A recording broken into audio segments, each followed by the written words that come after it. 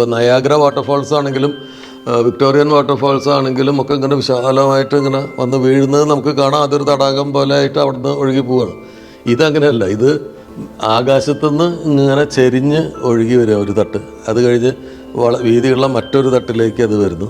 എന്നിട്ട് അത് ഭൂമിയുടെ പാതാളത്തിലേക്ക് അപ്രത്യക്ഷമാകുന്നു. പലപ്പോഴും നദികൾ മറികടന്ന് ചാടിക്കടന്നും മഞ്ഞിൽ ഇവിടെയൊക്കെയുള്ള സാഹസികമായ യാത്ര ചെയ്തിട്ട് അവിടെ എത്തിയിട്ടാണ് ഈ സർക്കാർ ഉദ്യോഗസ്ഥന്മാരായിട്ടൊക്കെയുള്ള ചർച്ചകൾ നടത്തിക്കൊണ്ടിരുന്നത്. പക്ഷേ എന്തിനു പറയുന്നു, നമ്മുടെ നാട്ടിലേതുപോലെ തന്നെ അവിടെയും കോടതിയിൽ അവസാനം സിഗ്രിയോർ തോമസ് ഡോട്ടർ പരാജയപ്പെട്ടു.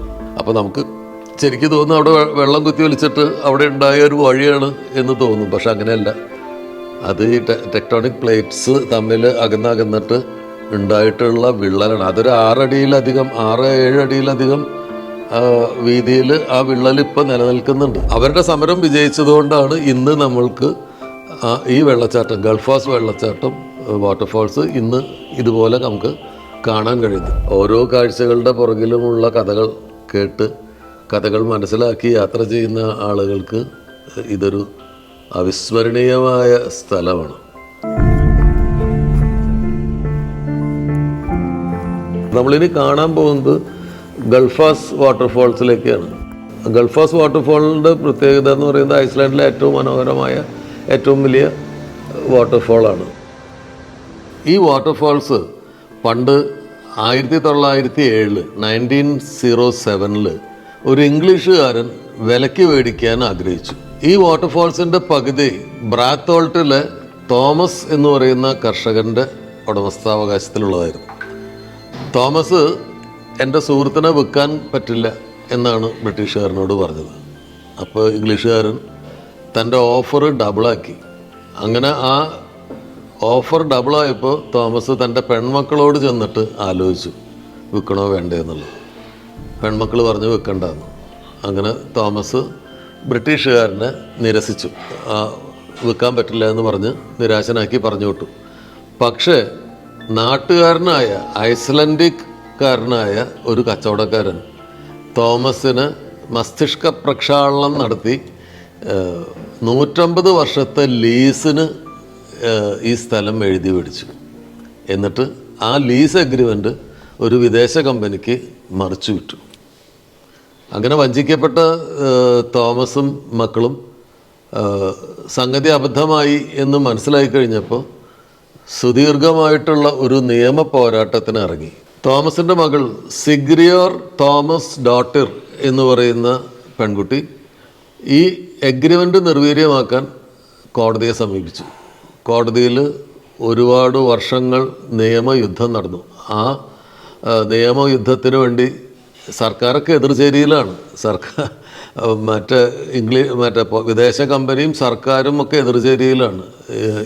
ഈ പെൺകുട്ടി സിഗ്രിയോർ തോമസ് ഡോട്ടർ ഈ പ്രകൃതിക്ക് വേണ്ടിയിട്ട്, ഈ പ്രകൃതിയെ ഉപദ്രവിക്കാതെ പ്രകൃതിയെ, ഈ വെള്ളച്ചാട്ടത്തിനെ ഇന്ന് കാണുന്നത് പോലെ നിലനിർത്താൻ വേണ്ടി സർക്കാരുമായിട്ടും ഈ വിദേശ കമ്പനിക്കും എതിരെ കോടതിയിൽ കേസ് പറഞ്ഞു. അങ്ങനെ കുറേ വർഷങ്ങൾ കേസ് നടന്നു. അതിനു വേണ്ടിയിട്ട് അവർ സമ്മറിലും വിൻ്ററിലും ഒക്കെ ദീർഘദൂരം ഈ റിജോവിക് എന്ന് പറയുന്ന ഇവരുടെ ക്യാപിറ്റൽ സിറ്റിയിലേക്ക് ഈ സ്ഥലത്ത് നിന്ന് യാത്ര ചെയ്ത് പലപ്പോഴും നദികൾ മറികടന്ന് ചാടിക്കടന്നും മഞ്ഞിൽ ഇവിടെയൊക്കെയുള്ള സാഹസികമായി യാത്ര ചെയ്തിട്ട് അവിടെ എത്തിയിട്ടാണ് ഈ സർക്കാർ ഉദ്യോഗസ്ഥന്മാരായിട്ടൊക്കെയുള്ള ചർച്ചകൾ നടത്തിക്കൊണ്ടിരുന്നത്. പക്ഷേ എന്തിനു പറയുന്നു, നമ്മുടെ നാട്ടിലേതുപോലെ തന്നെ അവിടെയും കോടതിയിൽ അവസാനം സിഗ്രിയോർ തോമസ് ഡോട്ടർ പരാജയപ്പെട്ടു.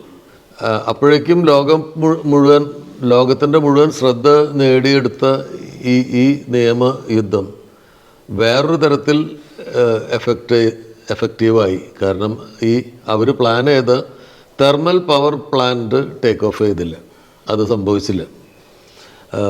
1923 ഇവരുടെ ഈ ലീസ് അഗ്രിമെൻ്റ് ഓട്ടോമാറ്റിക്കലി ക്യാൻസലായി. കാരണം ഇവർ ഈ ലീസ് അഗ്രിമെൻ്റ് പ്രകാരമുള്ള റെൻ്റ് പേ ചെയ്തിരുന്നില്ല. ദീർഘകാലമായിട്ട് ആ റെൻ്റൽ പേയ്മെൻറ്റിൽ വീഴ്ച വന്നപ്പോൾ ഓട്ടോമാറ്റിക്കലി ആ കരാറ് പ്രകാരം തന്നെ ആ കരാറ് ക്യാൻസലായി. അങ്ങനെ ഇവരുടെ ദീർഘകാല സമരം വിജയിച്ചു.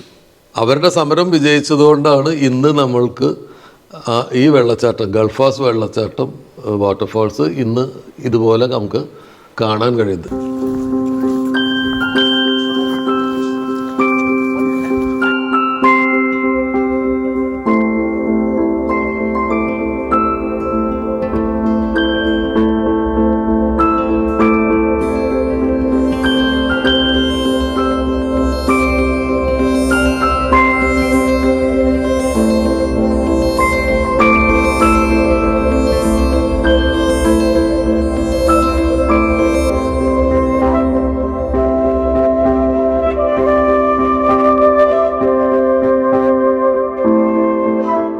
ഗൾഫാസിന് വേണ്ടിയുള്ള സെഗ്രിയോർ തോമസ് ഡോർട്ടിൻ്റെ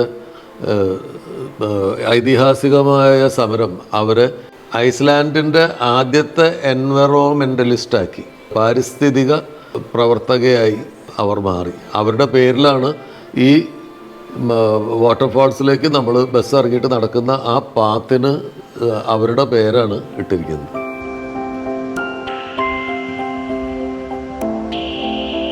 ഗൾഫാസ് വാട്ടർഫാൾസ് ഐസ്ലൻഡിലെ ഏറ്റവും ഐക്കണിക് ആയിട്ടുള്ള വാട്ടർഫാൾസാണ്.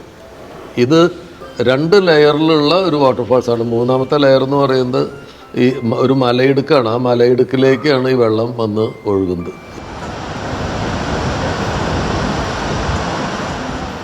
ഒരു ട്രയാങ്കിൾ ഷേപ്പിലാണ് ഈ വാട്ടർഫാൾസ് ഉള്ളത്. ആദ്യത്തെ ഒരു ലെയർ, ആ ലെയറിൽ നിന്ന് രണ്ടാമത്തെ ലെയറിൽ നിന്ന് ഈ കോൺ ഭാഗത്ത് 2 സൈഡിലുള്ള ഡെപ്തിലേക്ക് ഈ വെള്ളം ഇങ്ങനെ അപ്രത്യക്ഷമാവും. ഭയങ്കര സമ്മറിൽ ഇതിൻ്റെ മീതക്കോടെയും വെള്ളം ഒഴുകുന്നതാണ് പറയുന്നത്. സമ്മറാകുമ്പോൾ ഈ ഗ്ലേഷ്യേഴ്സിൽ ഐസുകൾ ഉരുകിയിട്ട് കൂടുതൽ വെള്ളം വരും. കൂടുതൽ വെള്ളം വരുമ്പോൾ ഇപ്പോൾ നമ്മൾ കാണുന്ന പോലെ കാണാൻ പറ്റില്ല.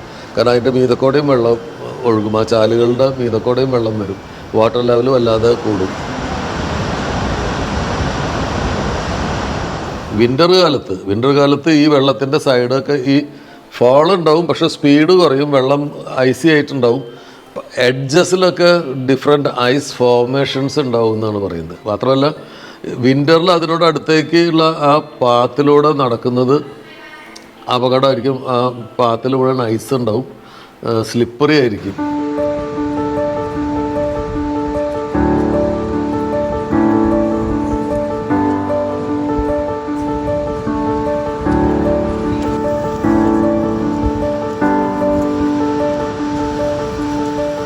ഗൾഫാസ് വാട്ടർഫാൾസ് ഫേമസ് ആയിട്ടുള്ള ഗോൾഡൻ സർക്കിൾ റൂട്ടിൻ്റെ ഭാഗമാണ്. ഗോൾഡൻ സർക്കിൾ റൂട്ടിൻ്റെ എൻഡാണ് ഗൾഫാസ് വാട്ടർഫാൾസ്.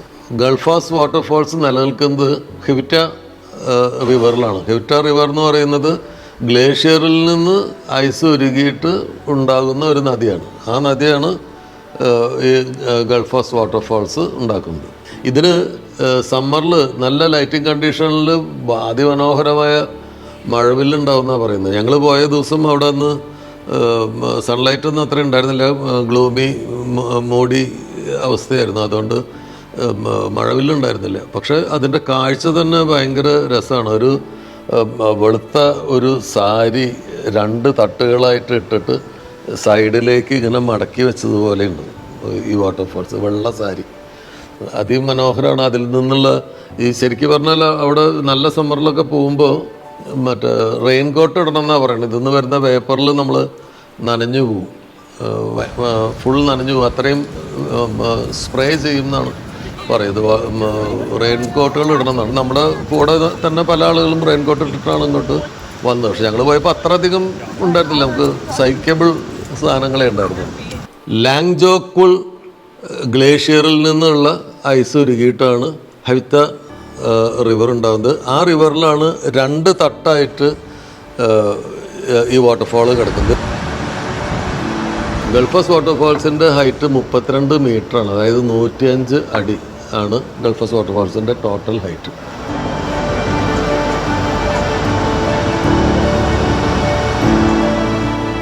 നമ്മൾ സാധാരണ നമ്മുടെ നാട്ടിലൊക്കെ ഉള്ള വാട്ടർഫാൾസിൽ പോകുകയെന്ന് പറഞ്ഞു കഴിഞ്ഞാൽ നമ്മൾ ചെന്ന് നിൽക്കുമ്പോൾ വലിയ ഉയരത്തിൽ നിന്ന് ഇങ്ങനെ അടിച്ച് പതച്ച് വരുന്ന വാട്ടർഫാൾസാണ് നമ്മൾ കണ്ടിട്ടുള്ളത്. ഇപ്പോൾ നയാഗ്ര വാട്ടർഫാൾസ് ആണെങ്കിലും വിക്ടോറിയൻ വാട്ടർഫാൾസ് ആണെങ്കിലും ഒക്കെ ഇങ്ങനെ വിശാലമായിട്ട് ഇങ്ങനെ വന്ന് വീഴുന്നത് നമുക്ക് കാണാം. അതൊരു തടാകം പോലെ ആയിട്ട് അവിടുന്ന് ഒഴുകി പോവുകയാണ്. ഇതങ്ങനെയല്ല, ഇത് ആകാശത്തുനിന്ന് ഇങ്ങനെ ചെരിഞ്ഞ് ഒഴുകി വരിക ഒരു തട്ട്, അത് കഴിഞ്ഞ് വീതിയുള്ള മറ്റൊരു തട്ടിലേക്ക് അത് വരുന്നു, എന്നിട്ട് അത് ഭൂമിയുടെ പാതാളത്തിലേക്ക് അപ്രത്യക്ഷമാകുന്നു. അതാണ് ഗൾഫാസ് വാട്ടർഫാൾസിൻ്റെ ബ്യൂട്ടി. സമ്മർ ടൈമാണ് പോയി വിസിറ്റ് ചെയ്യാവുന്ന ഏറ്റവും നല്ല സമയം. ജൂൺ ടു ഓഗസ്റ്റ് ആണ് summer time. Winter October to മാർച്ചാണ്. ഒക്ടോബർ ടു മാർച്ചിൽ വിൻ്ററിൽ ഈ ഐസിൻ്റെ ഫോർമേഷൻസും ഒക്കെ കാണാൻ നല്ല ഭംഗിയായിരിക്കും. പക്ഷേ ഈ പോകുന്ന വഴി സ്ലിപ്പറി ആവാൻ സാധ്യതയുണ്ട്. പോകുന്ന വഴിയൊക്കെ ഐസ് ഉണ്ടാവാൻ സാധ്യതയുണ്ട്. അത് സ്വല്പം റിസ്ക്കിയാണ് വിൻ്ററിൽ. സമ്മറിൽ വളരെ ഈസി ആയിട്ട് നമുക്ക് പോയി കാണാം. വെള്ളം ധാരാളം ഉണ്ടാവും. വാട്ടർഫോൾ അതിൻ്റെ ഏറ്റവും രൗദ്രമായ രൂപത്തിൽ കാണാൻ പറ്റും.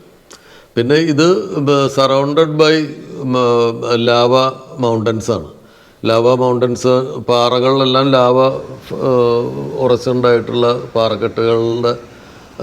പാറക്കെട്ടുകളാൽ ചുറ്റപ്പെട്ടിട്ടാണ് കിടക്കുന്നത്. പിന്നെ ഗ്രീൻ മോസ് കവർ ചെയ്തിട്ടുള്ള ലാൻഡ്സ്കേപ്പും അതിന് ചുറ്റുമുണ്ട്. കാണാൻ ഏറ്റവും ഭംഗിയുള്ള രീതിയിൽ തന്നെയാണ് ഇത് place ചെയ്യപ്പെട്ടിട്ടുള്ളത്.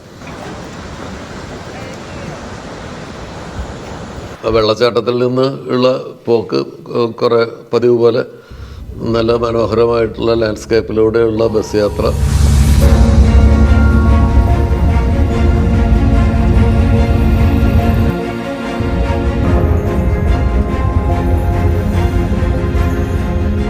Of the continental drift, and of course also because of earthquakes. The size of the national park is 92.7 square kilometers, where we will walk out to the observation deck and look over the Rift Valley. And of course there's a beautiful canyon also between the visitor center and the observation deck.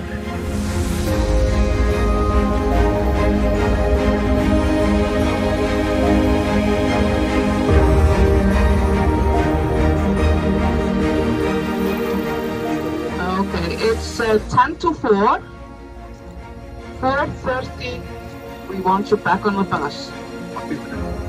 Because from here to the hotel is a 2-hour drive, and we don't want to cut this as close as yesterday with the check-in and the food. Your reservation is... ഇനി ഞങ്ങൾ പോകുന്നത് Thingvellir national പാർക്കിലേക്കാണ്. Thingvellir national geographic പാർക്കാണത്. നമ്മൾ park എന്നൊക്കെ പറയുമ്പോൾ നല്ല മരങ്ങളൊക്കെ ഉള്ള ഒരു സ്ഥലം, അല്ലെങ്കിൽ ബെഞ്ചൊക്കെ ഇട്ടിട്ട് ഇരിക്കാനും റിലാക്സ് ചെയ്യാനൊക്കെ ഉള്ളൊരു സ്ഥലം എന്നുള്ളതാണ് മനസ്സിൽ ഉണ്ടായിരുന്നത്.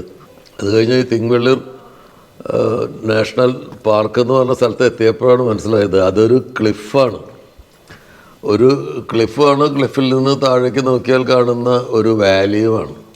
ഈ സ്ഥലത്തിൻ്റെ പ്രത്യേകത എന്ന് പറയുന്നത് ഇത് ജിയോഗ്രഫിക്കലി വളരെ ഇമ്പോർട്ടൻ്റ് ആയിട്ടുള്ളൊരു സ്ഥലമാണ്. ഈ റോക്കി ആയിട്ടുള്ള ക്ലിഫും ഈ വാലിയും ഉണ്ടായിട്ടുള്ളത് ടെക്ടോണിക് പ്ലേറ്റ്സിൻ്റെ മൂവ്മെൻറ്റ് കൊണ്ട് ഉണ്ടായിട്ടുള്ളതാണ്. അതായത് ഒരു വർഷത്തിൽ 1 സെൻറ്റിമീറ്ററോ 2 സെൻറ്റിമീറ്ററോ എന്തൊരു കണക്കിൽ ഇത് ഇങ്ങനെ മൂവ് ചെയ്തുകൊണ്ടിരിക്കുകയാണ്. നമ്മൾ അഗെയിൻ മുമ്പ് പറഞ്ഞിട്ടുണ്ട്, ഈ ടെക്ടോണിക് പ്ലേറ്റ്സിൻ്റെ മൂവ്മെൻറ്റും ഈ ടെക്ടോണിക് പ്ലേറ്റ്സ് മൂവ് ചെയ്ത് തമ്മിൽ ഇടിച്ചിട്ട് പർവ്വതങ്ങളുണ്ടായ കഥയൊക്കെ നമ്മൾ നേരത്തെ വിശദീകരിച്ചിട്ടുണ്ട്. അത് ഇപ്പോഴും നടന്നുകൊണ്ടിരിക്കുന്ന ഒരു സ്ഥലമാണ് ഐസ്ലാൻഡ്. അത് നമ്മൾ പറഞ്ഞിട്ടുണ്ട്, ഐസ്ലാൻഡ് ബേബിയാണ്. ഇപ്പോഴും ആ ടെക്ടോണിക് പ്ലേറ്റ്സിൻ്റെ മൂവ്മെൻറ്റ് നടന്നുകൊണ്ടിരിക്കുകയാണ്. അങ്ങനെ ടെക്ടോണിക് പ്ലേറ്റ്സിൻ്റെ മൂവ്മെൻറ്റ് ഗ്രൗണ്ട് ലെവലിൽ നമ്മൾക്ക് വിസിബിളായിട്ടുള്ള ഒരു സ്ഥലമാണിത്. ഇവിടെ നമുക്ക് നേരിട്ട് കാണാം. നമ്മളിപ്പോൾ ഈ കാണുന്ന ഈ വിള്ളലുകളൊക്കെ ഈ ടെക്ടോണിക് പ്ലേറ്റ്സ് പരസ്പരം അകന്ന് വർഷത്തിൽ 1 സെൻറ്റിമീറ്ററോ 2 സെൻറ്റിമീറ്ററോ മൂവ് ചെയ്ത് വർഷങ്ങൾ കൊണ്ടും നൂറ്റാണ്ടുകൾ കൊണ്ടും ഉണ്ടായിട്ടുള്ള വിള്ളലുകളാണ് ഈ കാണുന്നത്.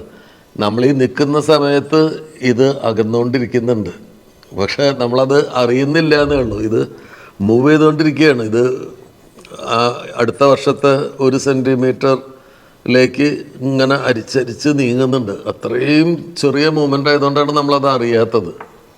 അപ്പോൾ അങ്ങനെ ഒരു ജിയോഗ്രഫിക് അത്ഭുതത്തിലേക്കാണ് നമ്മൾ വന്നിരിക്കുന്നതെന്ന് അറിയുമ്പോഴാണ് നമുക്ക് ആ സ്ഥലത്ത് ചെല്ലുമ്പോൾ എക്സൈറ്റ്മെൻറ്റ് ഉണ്ടാവും. അല്ലെങ്കിൽ വെറുതെ ഒരു ക്ലിഫുണ്ട്, താഴേക്ക് നോക്കിയാൽ ഭംഗിയുള്ളൊരു വാലി ഉണ്ട്, പിന്നെ ഈ ക്ലിഫിലൊക്കെ ഇങ്ങനെ ഭൂമി ഇങ്ങനെ വിണ്ട് കിടക്കുന്നുണ്ട് എന്നൊക്കെ നമുക്ക് തോന്നുള്ളൂ. പക്ഷേ ഇത് മനസ്സിലാക്കിയിട്ട് അവിടെ ചെല്ലുമ്പോൾ നിങ്ങൾ അത്ഭുത പരതന്ത്രരായി പോവും. കാരണം ഇപ്പോഴും മൂവ് ചെയ്തുകൊണ്ടിരിക്കുന്ന ഒരു പ്ലേറ്റുകളിലാണ് നമ്മൾ നിൽക്കുന്നത്.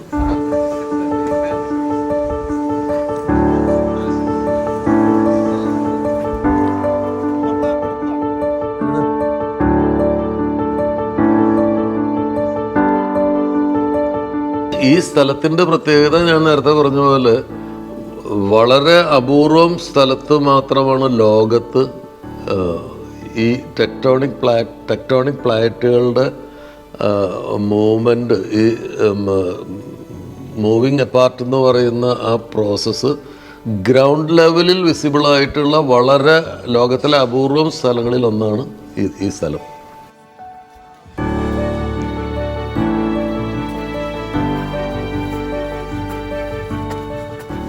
ഇത് ഒരു യുനെസ്കോ വേൾഡ് ഹെറിറ്റേജ് സൈറ്റാണ്. അതിൻ്റെ ലാവ ക്ലിഫുകൾക്കും ഈ റിഫ്റ്റ് വാലീസൊക്കെ അടക്കമുള്ള ഒരു വേൾഡ് ഹെറിറ്റേജ് സൈറ്റാണ്.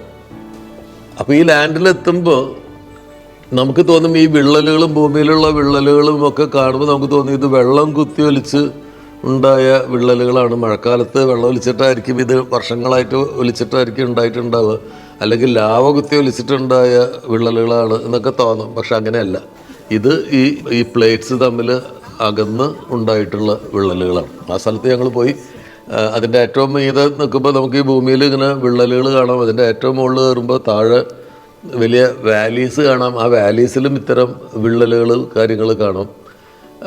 ഇതിൻ്റെ മീതയ്ക്ക് കയറാൻ അവർ മരം കൊണ്ട് നടക്കാനുള്ളൊരു പാത ഉണ്ടാക്കിയിട്ടുണ്ട് ആ ക്ലിഫിൻ്റെ മുകളിലേക്ക്. അവിടുന്ന് തിരിച്ചു വരുമ്പോൾ ആ 5 അടി 6 അടി വീതിയിൽ ഒരു വലിയ താഴേക്കൊരു വഴിയുണ്ട്. 2 സൈഡിലും ക്ലിഫുകൾ ഇങ്ങനെ നിൽക്കുകയാണ്. 2 സൈഡിലും ഈ മലകൾ പോലെ ഇത് നിൽക്കുകയാണ്. അപ്പോൾ നമുക്ക് ശരിക്കും തോന്നും അവിടെ വെള്ളം കുത്തി വലിച്ചിട്ട് അവിടെ ഉണ്ടായ ഒരു വഴിയാണ് എന്ന് തോന്നും. പക്ഷെ അങ്ങനെയല്ല, അത് ഈ ടെക്ടോണിക് പ്ലേറ്റ്സ് തമ്മിൽ അകന്നിട്ട് ഉണ്ടായിട്ടുള്ള വിള്ളലാണ്. അതൊരു 6 അടിയിലധികം 6-7 അടിയിലധികം വീതിയിൽ ആ വിള്ളൽ ഇപ്പം നിലനിൽക്കുന്നുണ്ട്. അപ്പോൾ അത് എത്ര വർഷങ്ങൾ കൊണ്ടായിരിക്കും? ഇപ്പോൾ ഒരു വർഷം 1 സെൻറ്റിമീറ്ററാണ് അകലുന്നതെങ്കിൽ എത്ര വർഷങ്ങൾ കൊണ്ടായിരിക്കും ഇത് ഇത്രയും അകലം പാലിച്ചിട്ടുണ്ടാവുക, എത്രയും അകലം സംഭവിച്ചിട്ടുണ്ടാവുക എന്നുള്ളത് ഒരു വലിയ അത്ഭുതമാണ്. നമുക്കത് നേരിട്ട് കാണാം. അതിൻ്റെ ഉള്ളിലൊരു റാമ്പ് പോലെ അവർ മരം കൊണ്ട് ഉണ്ടാക്കി വെച്ചിട്ടുണ്ട്. ആ റാമ്പിലൂടെ ഞാൻ കുറേ ദൂരം നടന്നു. അതിൽ ഓപ്പോസിറ്റ് ഒക്കെ നടന്നു വരുന്ന സഞ്ചാരികൾ ആ ക്ലൈമറ്റ് എൻജോയ് ചെയ്യുകയും അതിലൂടെയുള്ളൊരു നടത്തം എൻജോയ് ചെയ്യുമായിരുന്നു എന്ന് നമുക്ക് മനസ്സിലാവും. അവർക്ക് എത്ര പേർക്ക് ഇതിൻ്റെ ഈ ജോഗ്രഫിക്കൽ ഇമ്പോർട്ടൻസ് മനസ്സിലായിട്ടുണ്ട് എന്നുള്ളത് എനിക്കറിയില്ല.